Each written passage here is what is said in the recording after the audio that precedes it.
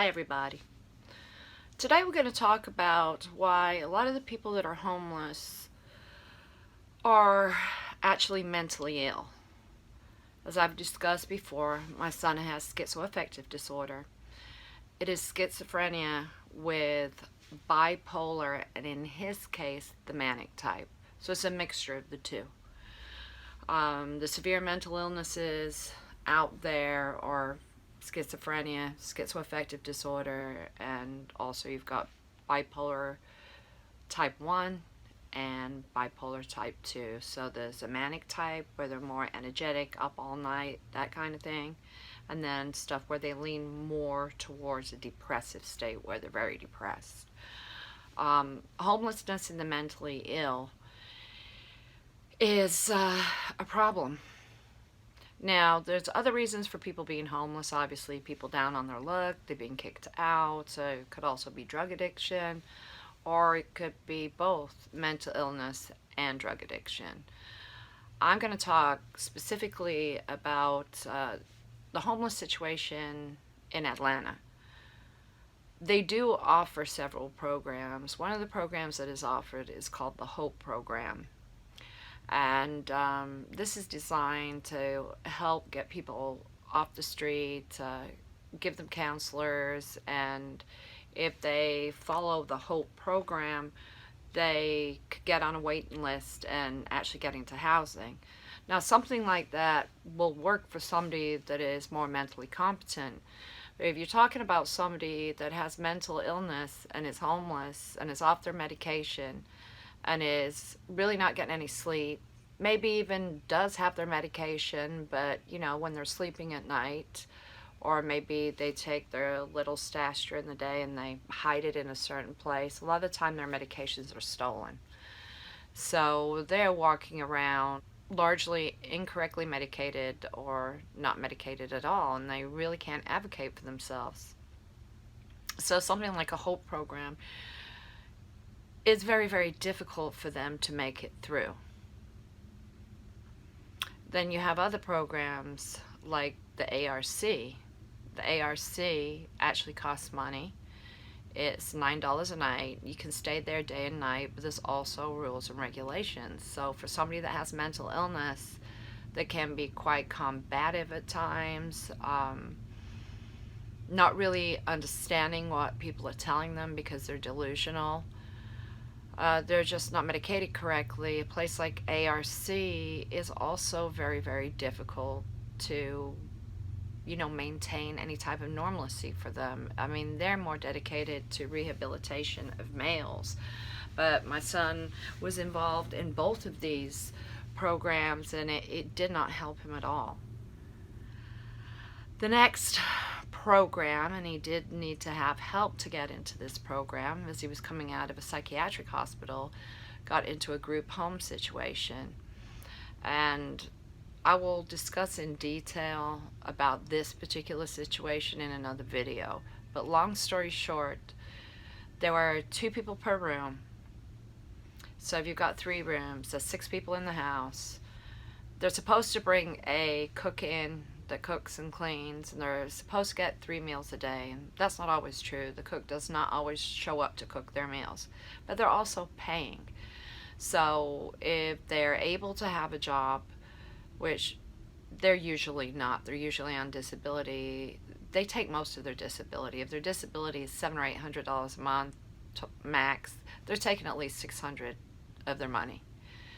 And also, in this particular case, they were taking their food stamps if they had any. They claim that they're offering programs for your loved ones, but I'm finding really they're trying to offer the programs to keep them active, but also to get them out of the house, so they don't really have to deal with them that much.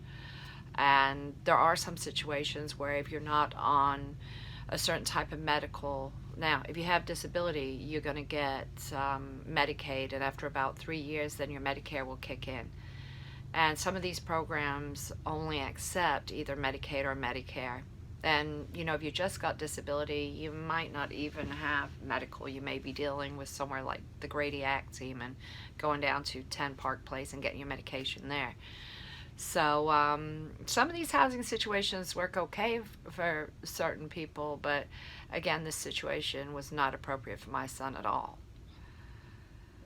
And the last situation that we dealt with and was quite difficult to get into was housing where they provide housing for the mentally ill that were also homeless. And again, we were put in touch with this situation through the ACT team. And even to get to the point where he could get his own place, and they did base this place on his income, which was quite good because, if you're getting $700 to $800 a month, and they're only taking a small percentage of your income. I think in his case it was about 180. He actually had money to catch the bus, get food, buy clothing. So that was not a bad situation at face value, but to get there, it was quite difficult. He had an 8-month stay at Georgia Regional, which is the state psychiatric hospital. Again, I'll get into that in another video, but we had somebody help us get disability there. There was a social worker that was assigned to it, and she actually walked the paperwork through and actually proved that he actually needed disability, basically. There's a lot of people that try to apply for this and try to fake their symptoms. He actually needed it. So once he had disability, then he was now eligible for the group housing, because you do have to have an income for that, or for this particular situation that we were put in. But there was one more thing. He had to be released from the hospital to me, and then he had to at least be homeless to get into this housing. So I had to go and spend a night in a homeless shelter for that night and get a certified letter and show up at the apartment with that letter to show that he needed the apartment. And again, these apartments are not in great neighborhoods. His particular one was in, gangbanging neighborhood with gunshots going off every night. I now know the difference between firecrackers and gunshots.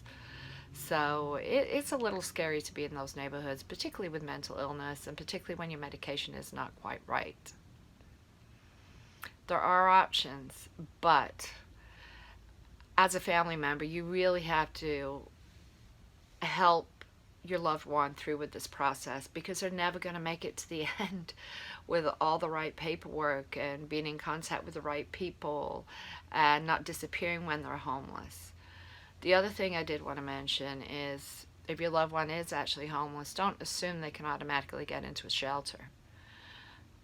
They have to have ID, and they have to have a TB test.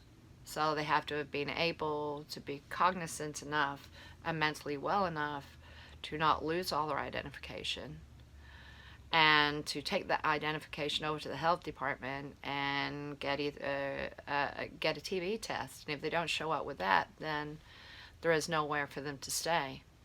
And you might wonder, if they do actually get into the homeless shelters, why are they on the street during the day? Is because they're allowed at the homeless shelter at 7 o'clock at night, and they kick them out at 6:30 in the morning. And a lot of these places don't necessarily provide food.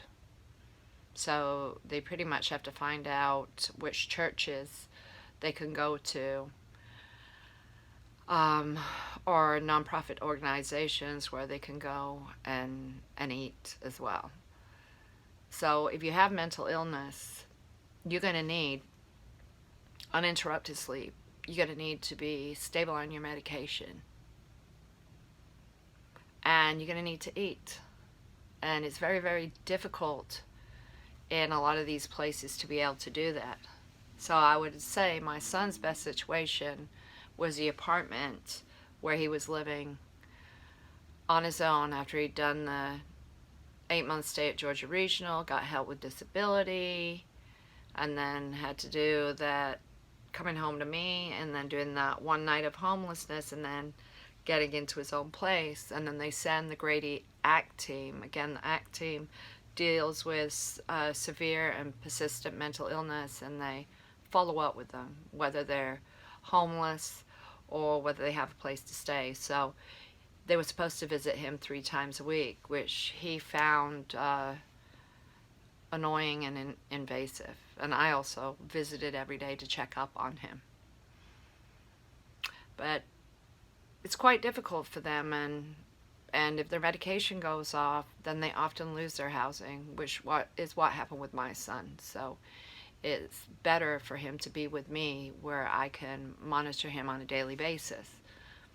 But as a result of that, I really can't have a full-time job. So stay safe, have a great day, love your loved one, advocate for them, and know what's out there and available to you. But at the same time, make sure you're involved. Have a great day.